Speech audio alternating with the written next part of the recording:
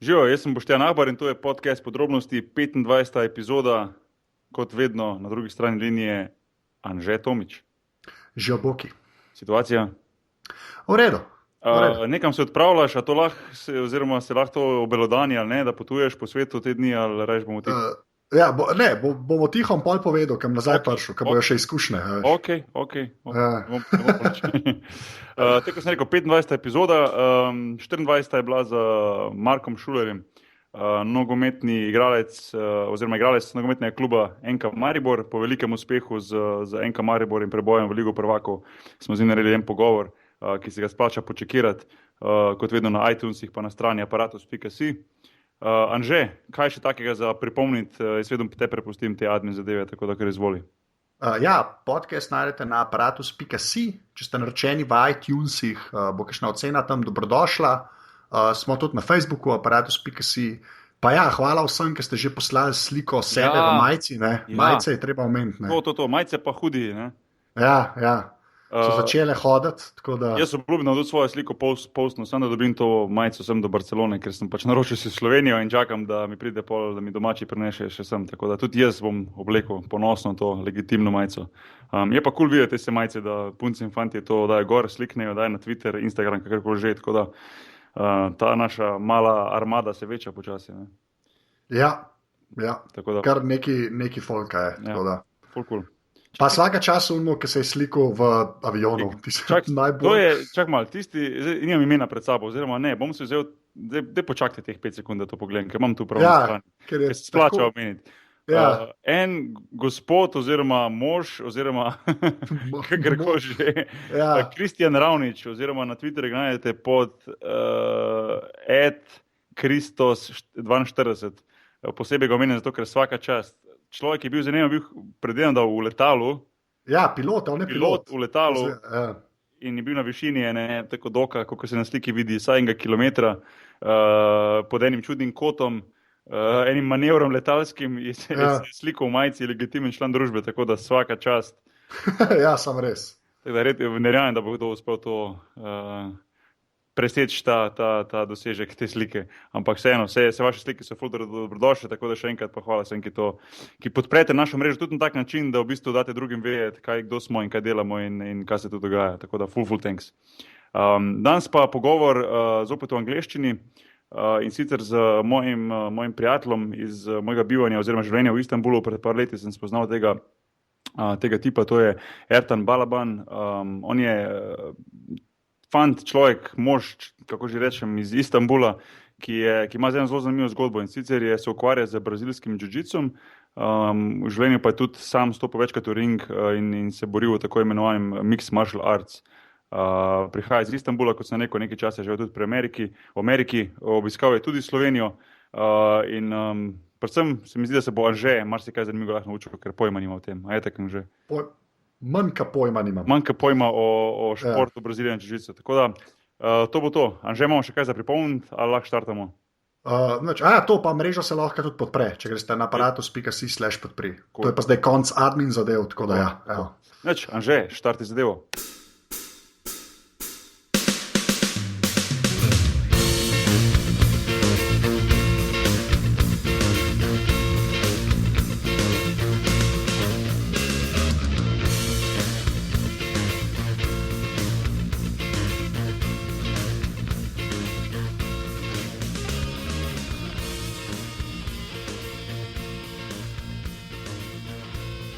Okay, so we have Ertan Balaban here, Brazilian Jiu-Jitsu practitioner from Istanbul, Turkey, my longtime friend. I met him while I was living in Istanbul.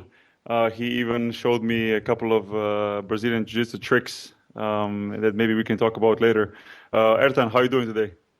Good, bro. How are you? I'm pretty good, man. I'm pretty good. It's good to get back in touch with you. Last time we spoke was maybe a long time ago. It at least had to be a year or something like that. I know, man. Thanks to podcast, I can talk to you. Yeah, exactly. This is a good reason to get back in touch. But for the beginning, maybe you can tell everybody who's listening a little bit more about yourself, about how you grew up and how you got in touch with giving, or you're spending your whole life basically giving it to mixed martial arts, martial arts in general, and especially Brazilian jiu-jitsu? Okay. I was born in Istanbul and in 83. And after my high school, I wanted to move to the United States for the university school. I went to business college there in Indiana. It's called Ball State University. And when I went there, I was 18 years old. And I didn't have that much friends there. So I wanted to start some hobby, I never know like I was going to do this as a profession. But while I go to college, I wanted to do something instead, Mm-hmm. So I find this school and I start training striking and karate and kickboxing, stuff like this. After a while, I figure out I was very talented about this, I mean, I don't say this, but my coach there told me this, and I start competing a little bit. After several years, one day when I was in Blockbuster, I saw DVDs on the corner in the backside, like almost hidden. It's called UFC, So I walk back there and I look at these DVDs and I was like, oh my God, what are those, And see, it says mixed martial arts. So I took one of these tapes and started watching in the house in the States.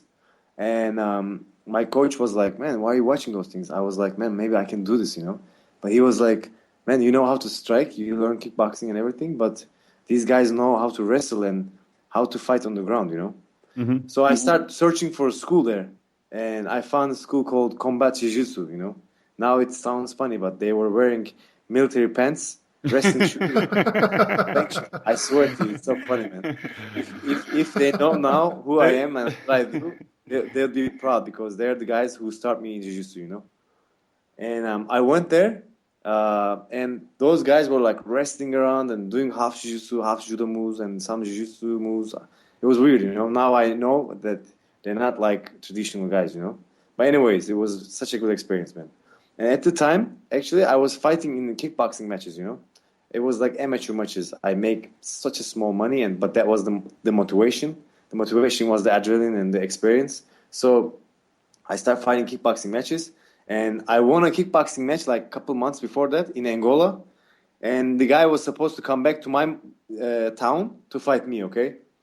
So this was when I started Jiu-Jitsu, like a month before this, okay? And the guy canceled the fight night before the tournament. And the tournament asked me like if I would fight MMA. That was perfect chance for me, I asked my coach. My coach was like, man, you've been doing Jiu-Jitsu for 1 month. By the way, he didn't like that I did Jiu-Jitsu because he wanted me to go on style. He wasn't so open-minded. And he was like, I don't think you should accept, I told him, man, I really want to try this and I want to accept this, The guy was from Ohio State wrestling, and everyone told me like, man, don't fall on the ground with him, just stand up with him, strike with him, do not fall on the ground, I come out of the corner, fight start, and I throw a punch, and everybody warned the guy, of course, don't stand up with him, because at the time I was fighting very often karate and kickboxing in the state of Indiana. And the guy took me down like after 10 seconds, man. I tried to get up, he suplexed me on back. I tried to get up, he suplexed me again, Like pro wrestling we see on TV. Yeah. But the guy was from Ohio State, and I have very high respect for those guys. They have very good wrestling in Ohio, And the funny thing is, wrestling is a big thing in Turkey too, but I had no idea, So we fall on the ground, but somehow, with luck, I think, not so much technique, I took the guy's back and I choked the guy with Mate Leon, and I won my fight. And everybody was like, man, you got to start Jiu-Jitsu and everything, And then I realized that I have to find traditional guys, and I had to drive like 2 hours every week to find one purple belt from Gracie Jiu-Jitsu, train with him in private, and come back to my state, It was crazy, man. This is how I started Jiu-Jitsu, So maybe just for people who don't understand, like Anže, for example, he's not the biggest MMA Jiu-Jitsu fan. Simply, he likes basketball and he likes techie stuff, technology and stuff. Right, yeah. Anže? You're not the most... I am not an MMA fan because I don't understand any of it, basically. So exactly, that's what I was going to say, Ertan, and also for people who are listening, like clarify a little bit what is Jiu-Jitsu and what exactly is MMA. I mean, I could do it, but you could do it probably much better. So people understand what are we talking about when we're talking about Brazilian Jiu-Jitsu and when we're talking about MMA, which is mixed martial arts. Yes. Even though I fought before, I think you could do it better in MMA than me, man. Because you're a good follower. But I will tell you like this. Okay, MMA is called mixed martial arts. It has different styles of mixed martial arts in it. Back then, in 90s, it was style versus style. Like one guy would be a kickboxer, one guy would be a wrestler, and everybody saw this UFC show, and everybody would get in a cage, and they would fight. Okay, so one guy would try to take the other guy down to finish him, and one guy would try to stand up to strike with him. Okay, but in time, the sport evolved so much that people learn how to wrestle, people learn how to fight on the ground, and people learn how to stand up and fight. So this became a sport, and it's called mixed martial arts. And the guys who train everything together, which is cross-training, they are called new breed guys. New breed guys don't learn boxing from the beginning. They don't learn jiu-jitsu from the beginning. They learn just everything at the same time. But of course, everybody is special in somewhere. They are good in one thing, of course, but they know everything. And I think now they're doing, I don't know, UFC what? You know better than me. 157? I think more than that, like 175. See? Okay, 155 or something, So, I mean, it's flying now, There's so many more fights. Now UFC is like, UFC you could say is like NBA of basketball, is UFC of mixed martial arts. And it's a global business. It's a huge sport in the USA. It's getting bigger and bigger also in Europe, in Asia, of course in South America. It's always been big. But yeah, this is basically a sport now, and it's hit mainstream. It's not just something that you could see on at late hours on pay-per-view or something like that. But it's actually there's shows on Fox TV, on ESPN, and so on and so on. So it's really like a mainstream sport right now. Man, you sound like Joe Rogan. That's the best thing somebody could tell me, man. And I feel like Eddie Bravo here, Yeah. Exactly. Okay. We are the Joe Rogan and Eddie Bravo of Europe, okay? Hey, I would sign that right now if that would be the case. But thanks for this comparison, man. Okay. But anyways, I want to ask you, what was at what point did you decide to say, okay, I'm good enough, I want to try next level, and then you even had some fights here back in Europe when you came back. What was the motivation then, and how it is for a fighter to prepare for a fight, to get ready for something like this? Because I always imagine that it has to be much different than, for example, for a soccer player or for a basketball player or for a volleyball player, because we go and play sports. You basically fight sports, it's such a big difference. Of course, in every sport, there's hard things and there's easy things, I can never say this sport is harder than the other sport. But of course, fighting is a little more dangerous because, you're using your body, you're not using a racket or a ball or anything, and you're not only trying to score, you're trying to choke or knock out, So scoring Anže, that sounds harsh, huh, compared to what we do in basketball. Yeah, of course. Yeah. But when you ask the players or fighters, I think it's the same thing because you're trying to use your fundamentals and your athletic capacity to reach your goal. So fighters don't look at it as fighting, It's like I never think that I got mad at my opponent or something. Everyone think that, And I think it's hard because in mixed martial arts, you have to train a bunch of sports which are different from each other. So training wrestling, training striking, these are like different things, Mm-hmm. So I think that's the hard part of it. When you concentrate on one sport, like playing football or basketball or something, I think that's better, But in mixed martial arts, that's the hard thing. Like when you think that you're striking good, the next day you gotta wrestle with those wrestlers, and man, you were like punching the day before, and now you have to put your wrestling shoes and wrestle. That's the hard part of mixed martial arts. And I have to make a point here. We talked about UFC. Everyone thinks that this sport is called Ultimate Fighting.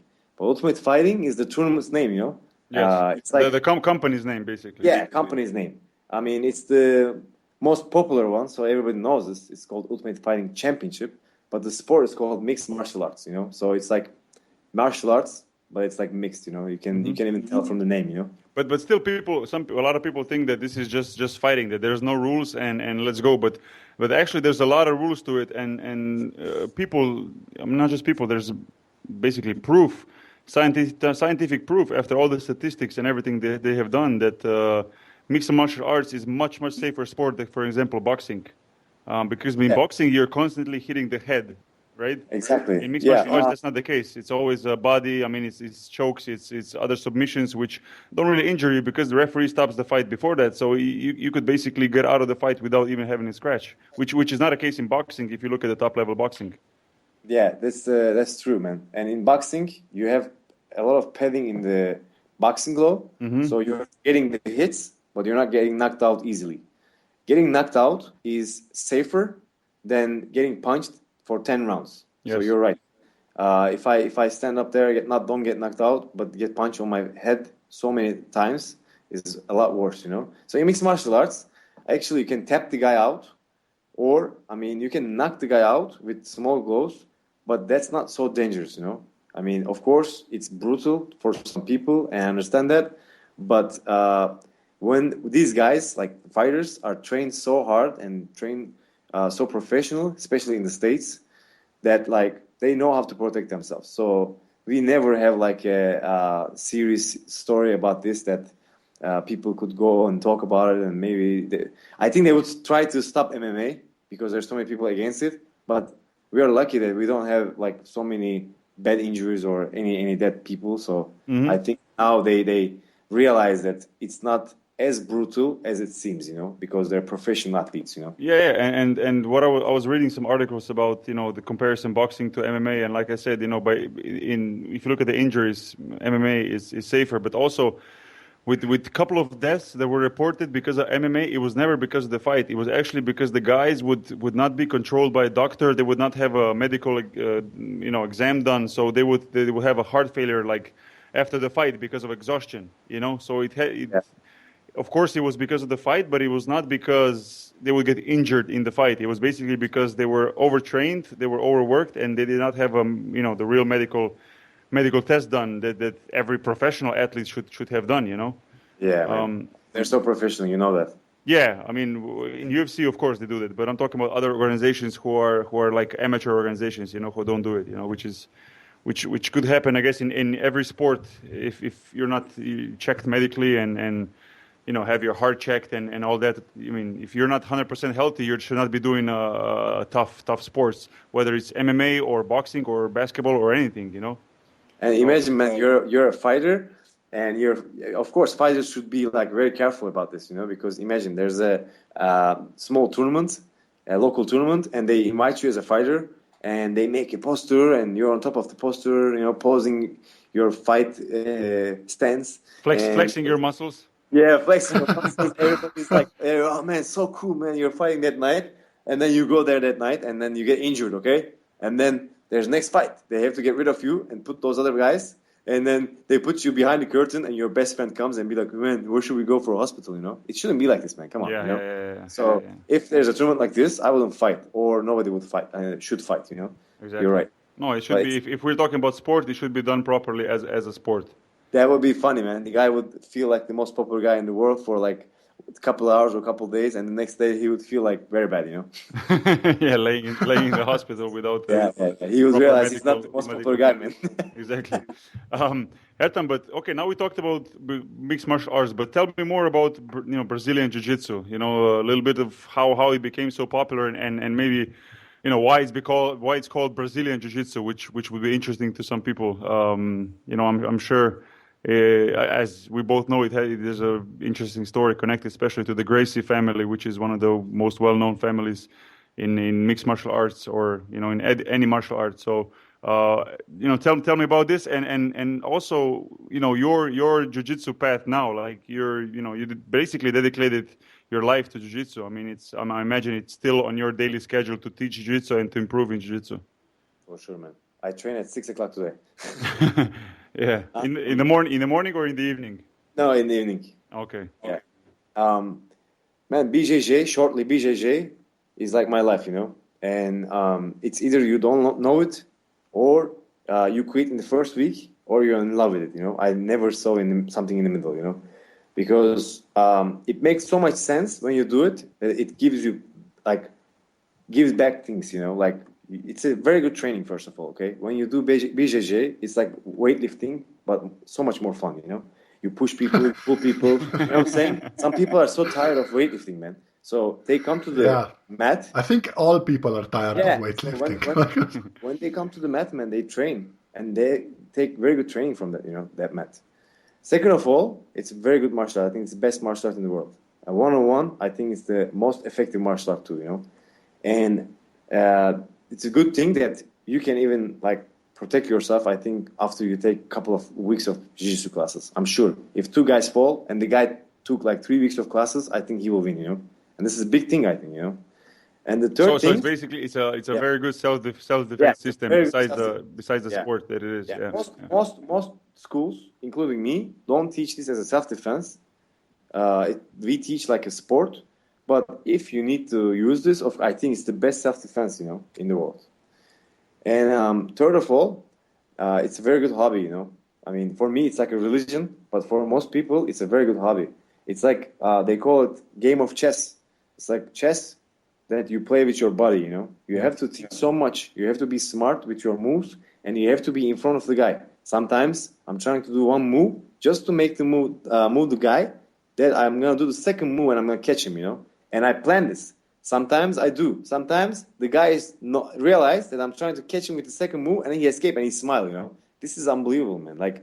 This is more than a sport. So I think people, when they come to the mat, they forget all their problems, all the stress outside of the mat, everything. And it's like a temple, man, temple that you make muscles and you learn skills, It's a very addictive thing. I can tell you. I've been doing it for 10 years. Look how I talk about it. No, but even when I lived in Istanbul and I came to your gym and you were training and I would sometimes get on the mat and you would show me some things and it really is something that makes you think and makes you come back and you want to get better and improve. And it's like you said, I think. It's not just you saying this, but it's known. It's called the human chess. Basically with your body, like I said, trying to beat your opponent because it doesn't just it doesn't just include brutal strength, but it's actually a lot of thinking and a lot of thinking ahead, leverage. It's more than just on support. Then when you look at two guys pushing at each other and rolling around on the ground, it's much more. So how bad was Boki when he was on the mat? Boki has long legs, So when you pull guard in BJJ, long legs is a very good advantage, And I think he's a smart guy. Okay. He was trying to use those long legs, man. Pull guard, yeah. To pull guard means basically that you're on your back and you wrap your legs around the opponent. That's exactly. It's much different when you do it, and it's. It really is an interesting sport, and Ertan told me back then. He said the long legs are advantage, but I also discovered that it can be also a disadvantage if you leave your legs out in the open too much. So, so basically, what you say is so right because we have all kinds of people, man. Strong people, short people, tall people, very muscular people, skinny people. But in jiu-jitsu, you can have your own game. Nobody plays everything at the same time, I'm saying? Everybody has skills. And the game is so deep, man. Everyone has a game. I'm trying to teach everything to my students, and they're trying to find their own game. But I have my own game, But you have to find your best game according to your body type. So, what you said was so right. It can be an advantage. It can be a disadvantage. So you have to find your advantages in the game, Mm-hmm, mm-hmm. Yeah, of course. It's I don't know, and it's constantly adding some more stuff, adding more things, learning more things. It's I don't know. It's to me it was interesting when I spent my time there. I enjoyed coming to the gym and either rolling on the mat myself or just watching you guys do it. It's very addictive. So it's growing like mushroom, man. Everywhere, huh? Was for example, now it's popular in Istanbul, in Turkey.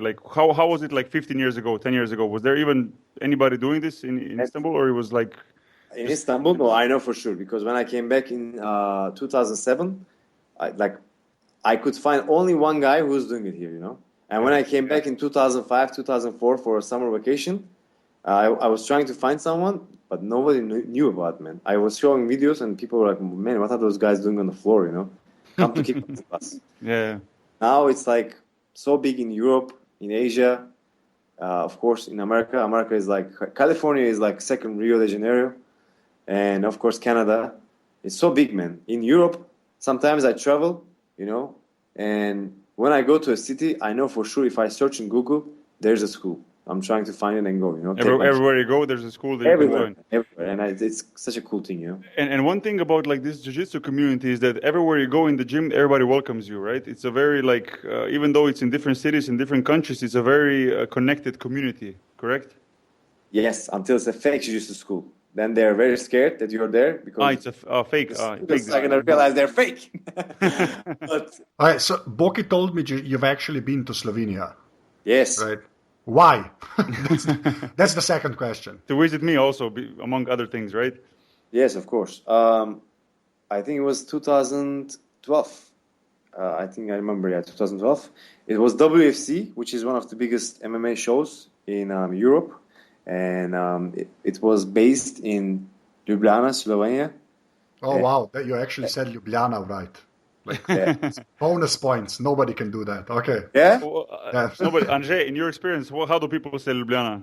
It's usually like some sort of Ljubljana. Say it, but I can't write it, you know? That's good enough, man. Be honest, That's with good you. enough. Be honest with you. And, you know, by the way, I love that city, you know? I came there like 3 times and I really enjoyed it. And the first time I came, it was for a fight. Like I said, it's called WFC, one of the biggest events in Europe. And I was invited by this tournament, supposed to fight with a guy named Jetmir Emruli. And don't watch his highlight, man, it's scary. And he's a striking guy, and I was the jiu-jitsu guy. And we met there to fight, and it was a good night for me. Yeah. Yeah. But you did like Slovenia, right? Like you always were talking that yeah. And sometimes like I have friends here in Istanbul, they like travel so much, but they never have been there, you know. So I always say, man, you don't know that city, right? And they're like, no, I know why, man. They're like, why?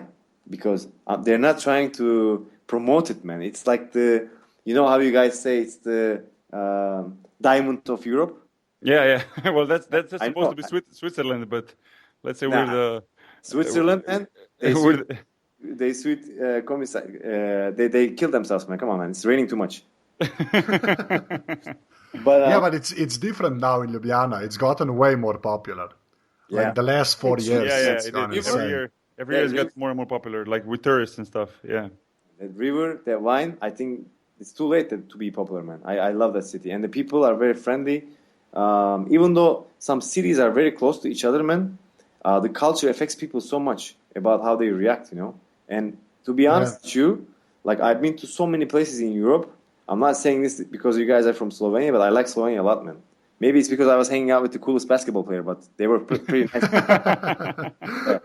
Yeah, that's why they were nice to you, man. Otherwise, they wouldn't be nice to you. Yeah. No, I'm going to tell you one I'm story. joking. Okay? Go ahead. Actually, I was impressed about one thing, and I always tell this story to my friends in Turkey. I got some popular friends here, okay? Like a singer or like a movie star, you know? They're coming to my gym, and sometimes we go to hang out outside, and people bother us so much, you know? Like, of course, they don't bother me, but they bother the guy, man. The guy's trying to eat. They want to take pictures all the time. They're always trying to talk to him, and of course, I know they see the guy, and it's nice that you get appreciated from people, but sometimes Turkish people do too much, you know? And I always tell my friends, like this example. One day, me and Boki, we went to the mall, and I was trying to shop, you know? I was trying to buy some shoes for myself, and Boki is such a nice guy, you know? He never, like, say no to me. He's like, okay, man, whenever you're going to go, you know, we can go, and you can look for shoes, and he was on his phone, like always, you know? And on my BlackBerry phone. Yeah. Uh-huh. And we went there, and nobody bothered us, you know? Nobody. And I knew that everybody in that mall knew Boki. Of course, man, you know? We went to eat, you know, we went to get ice cream or something, you know? We walk in the parking lot, you know? We were in a very crowded place. Nobody bothered, man. And I asked Boki, man, are you lying to me? Like, you're not popular or something? But, you know? Like, are you the fake basketball player or something, man? You want the NBA, you know? But no, it's about people, you know. They're like so educated and so nice that, of course, when they see Boki, they realize who he is. They look at him, smile, maybe sometimes look and, you know, just say, oh, it's him. But, man, they don't bother, you know, and that's a very nice thing. And it shows the culture of flowing in people. I think this is a very good test for it, you know, and they pass it in my mind, man, really. Yeah, because in Turkey is much different. Like for athletes Look, and they like you look said, climbing, singers or movie stars or whatever. I mean, the people are very. I mean, of course, the culture is much different, but people are much more aggressive when it comes to like seeing such people, right? They come up to you, they want photos right away, pictures. They bother you so much, like it's aggressive, correct? Man, they will climb when you climb.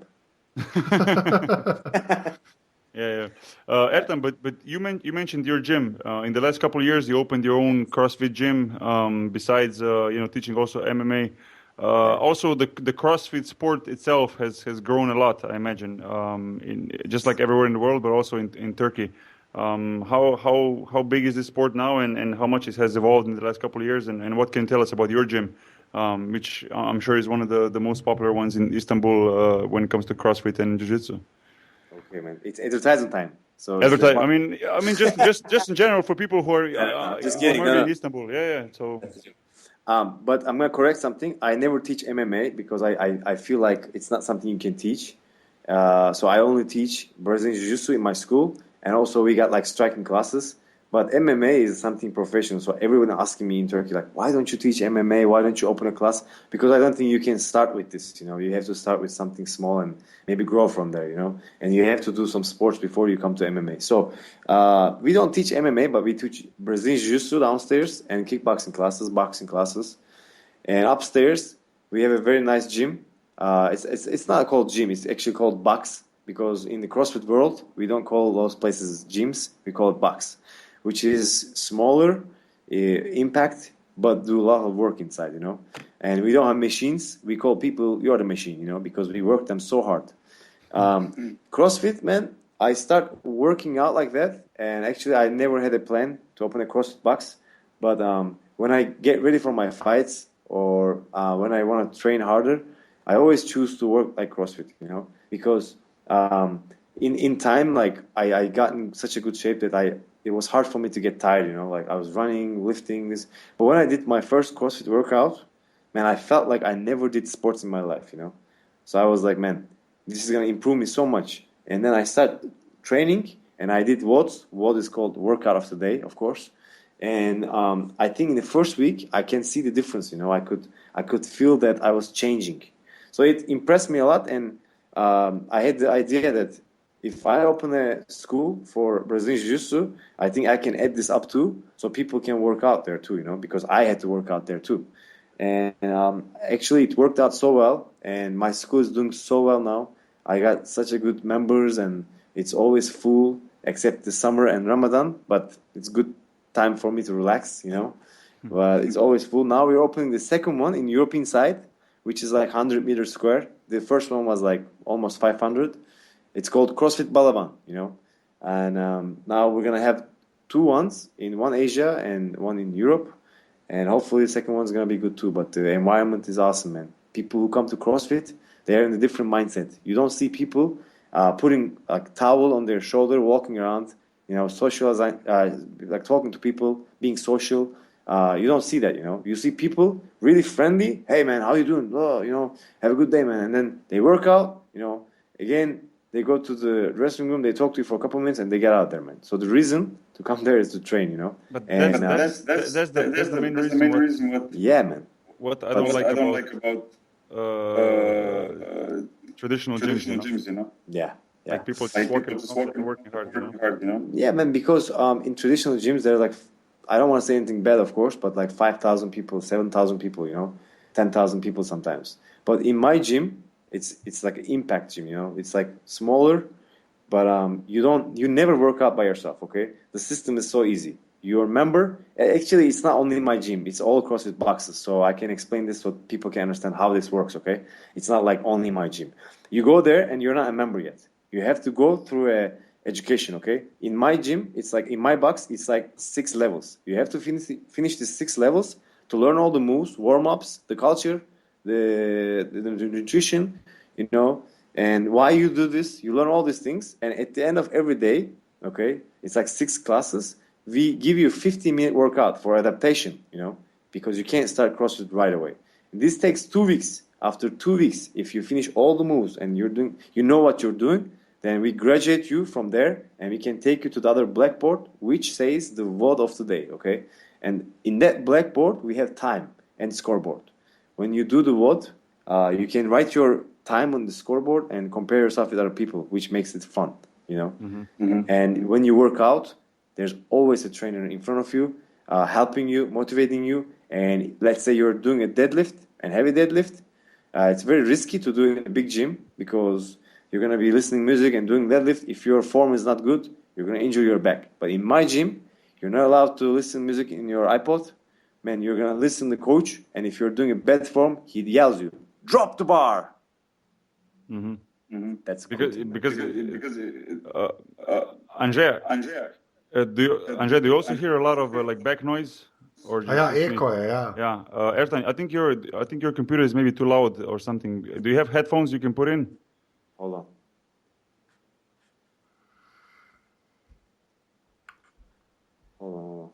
I don't have headphones, but I can put the sound down, bro. Yeah, I'll put it down so I don't hear myself. This is better now. Here? Yeah, this is better. Yeah, much better. Okay. Okay, I'll continue. This is what I noticed about CrossFit is that there were a lot of injuries lately just because people were just overloading the weights, doing too much. I mean, the CrossFit is a good sport and is a great thing to do, but it has to be really, really well controlled because otherwise it can be dangerous. Anže, you're also doing some. Are you doing kettlebells now or what? Yeah, kettlebells. Yeah. Do you guys do kettlebells also, Ertan? Is that a good for you? Is a good part of training? Yeah, kettlebell snatches, swings. We do. Yeah. Yeah. I die every time, basically. I die every time I go. But it's good for my back. Like my back hurts way less now. So. Interesting, right? Interesting. You would think that lifting kettlebells would even injure. I mean, make it worse, but it's actually improving your back strength and helping. So. Exactly, man. And the kettlebell. When you meet kettlebell for the first time, it's like the most annoying looking equipment, and it's heavy when you're trying to lift it. And when someone tells you that you're going to work out with that, you really don't like it, But trust me, man, when you learn kettlebell, you really like that piece of art, Yeah. No. In basketball, there's a part of our strength training. It also includes kettlebells. I mean, I've done it in the past, and I liked it. But obviously, it has evolved into much more than just a couple of exercises now. It's a big part of CrossFit and everything. About the injuries, you're so right, and people are very concerned about this.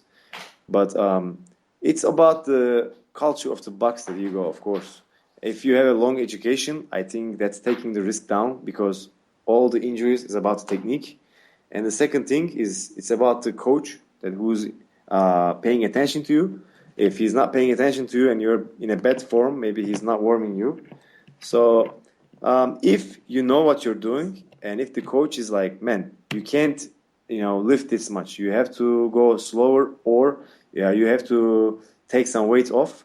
Then I think the risk is going down. So it's all about the environment you're in. Yeah. Anže. Yo. You've been to Istanbul before? No. Never. Which is because every time Boki talks about Turkey, he says it's great, but the only thing that he always says is that you should be prepared to spend a lot of time in your car. Yeah, man. Which is, I've never seen that. Like, I've never been to a city like that because every time I travel somewhere, I'm usually just on the buses. I'm a tourist, so I don't really care. But from the way he described it, it's basically like 3 hours if you just want to go. I'm in my car right, trying to go home. No, but what's it like over there? Like, because how long? So when did you come back from America? And you've been there the whole time, or? I mean, you lived most of your life in Istanbul, correct? Yeah, I was there from 2001 till at the end of 2007. Okay. In the States. Okay. Yeah, and I came back in 2007, and I've been living here for 7 years, man. I was born in Turkey, so I'm a Turkish guy, but I just had 7 good years in the States, you know. Yeah. Yeah. But living in Istanbul, I mean, I lived there for a couple of years, and it's fun to live there for a couple of years. But I cannot imagine growing up there, living there my whole life. I mean, the traffic and the mass of people, it just becomes, I guess, a part of your life, and you just don't notice it day to day, even though you spend huge amounts of time in a car or buses or boats or traveling. I mean, how is it for a Turkish guy to live there? Do you even think about this, or is it just like another day for you to be in all this traffic and everything? Man, people adapt to everything, you know. Like, we are made like this. If you have a life like this, it becomes normal to you. If you have a life, it's very slow, then it becomes normal to you, you know. Sometimes I go to small towns, you know, I start thinking, man, what are those guys doing here, man? It's so silent, you know, it's so peaceful, there's no traffic, you know, the guys walking to the market, you know, taking couple things, walking back home.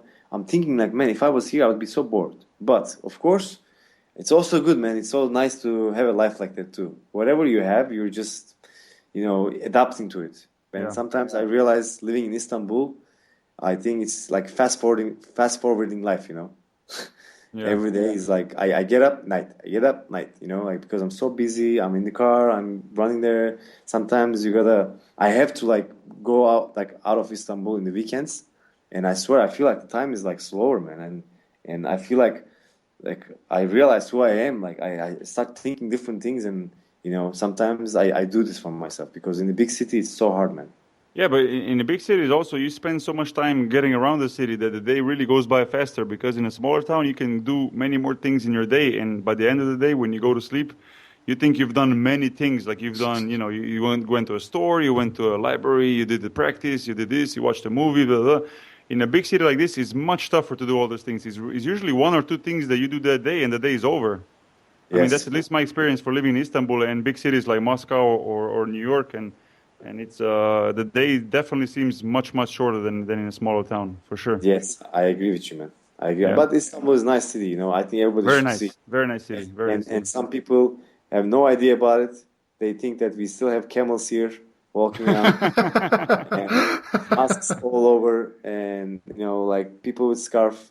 But when they land with the plane and get out, they get surprised, man. We got pretty girls, we got Ferraris, we got nice restaurants, best clubs, and good food. Very good food, man. I need some of that sütlaç from you, Ertan. This sütlaç is the best. I'm on diet right now. Please don't talk about it. It's the best. Anže, I imagine you never had sütlaç before. No.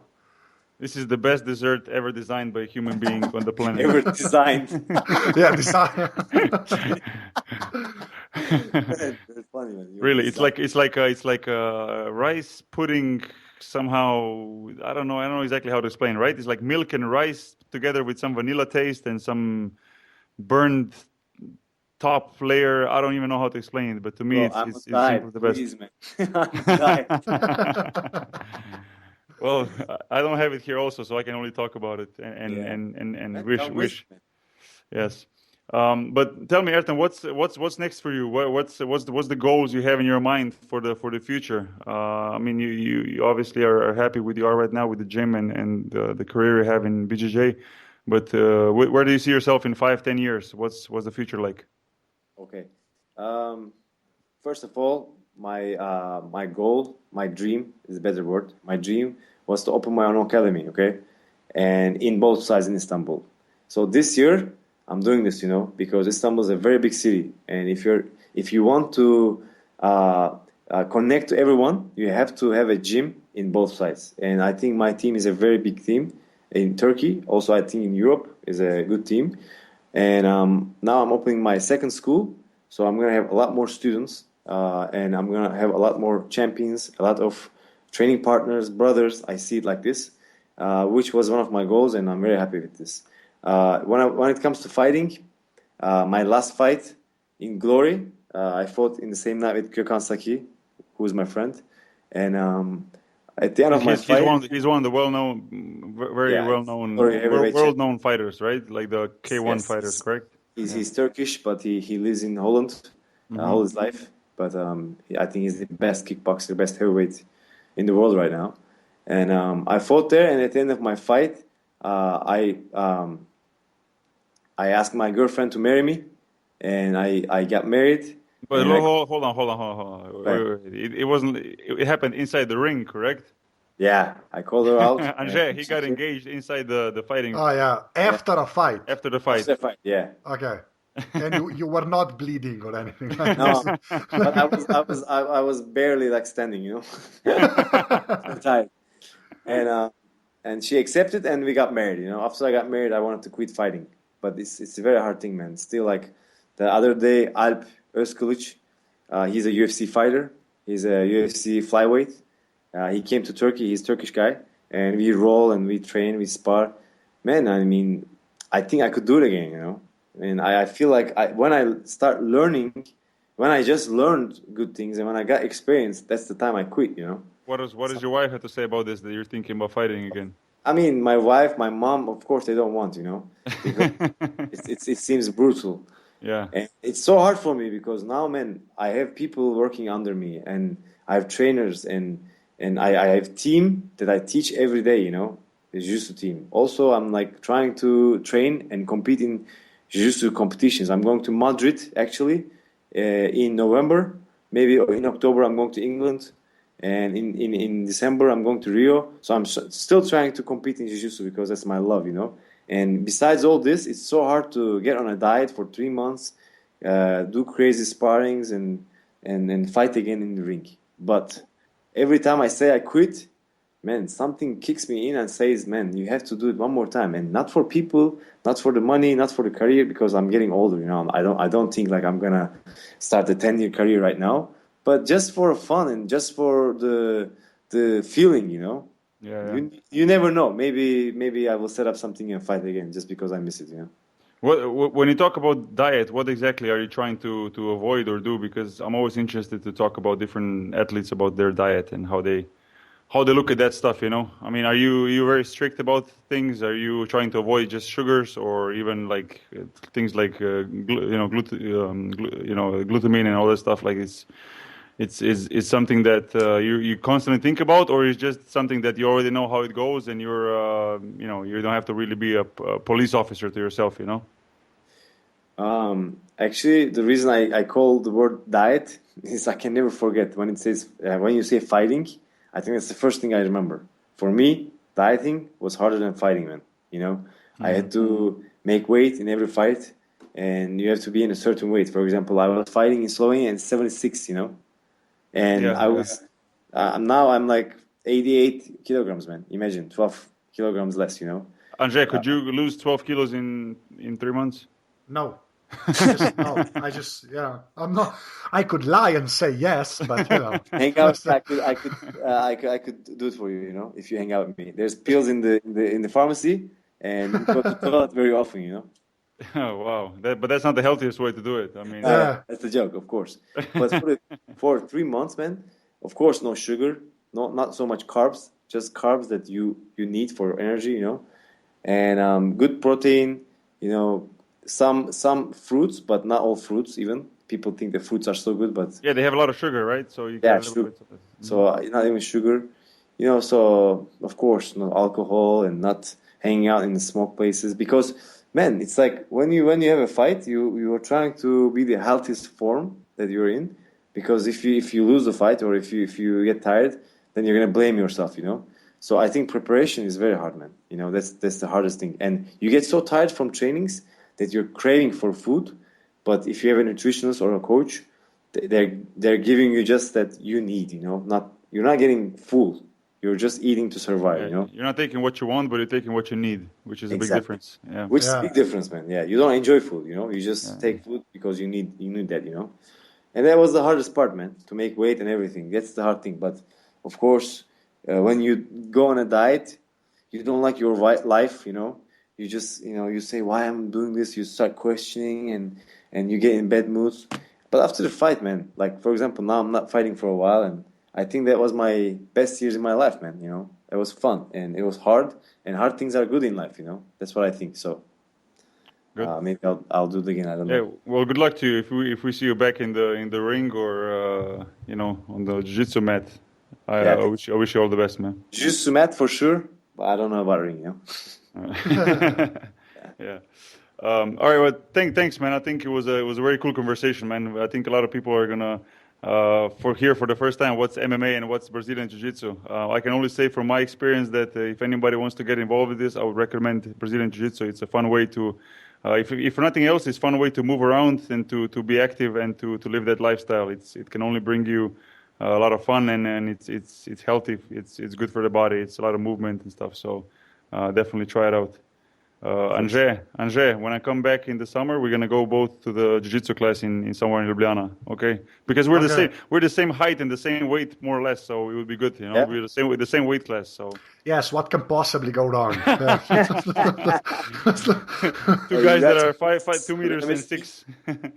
Yeah. You guys promise you're gonna visit me one day in Istanbul? I'll be there. I'm not sure about Anže. He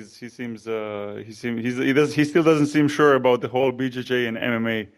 Yeah, I need to get used to watching people do that. I just need to get used to it. Like because of Bokijem, I've actually watched some videos now, so I'm getting used to it. But I'm still not there, I think. We're gonna go eat something afterwards, you know. That's always a plus. Yeah. I know how to get your attention. Turkish food is always a plus. Yeah. All right, Ertan, thanks a lot, man. Thanks for taking your time. Thank you guys, man. Twitter, you can reach us on Twitter. I'm at Bokijem. And then Ertan, you're on Twitter as well, right? Yeah. Ertan Balaban. Okay, so anybody in Istanbul wants to try Brazilian Jiu-Jitsu, he's your man. All right, Anže, we gotta say bye all at the same time. So. Okay, I'm gonna count us down like 3, 2, 1. Bye. Later.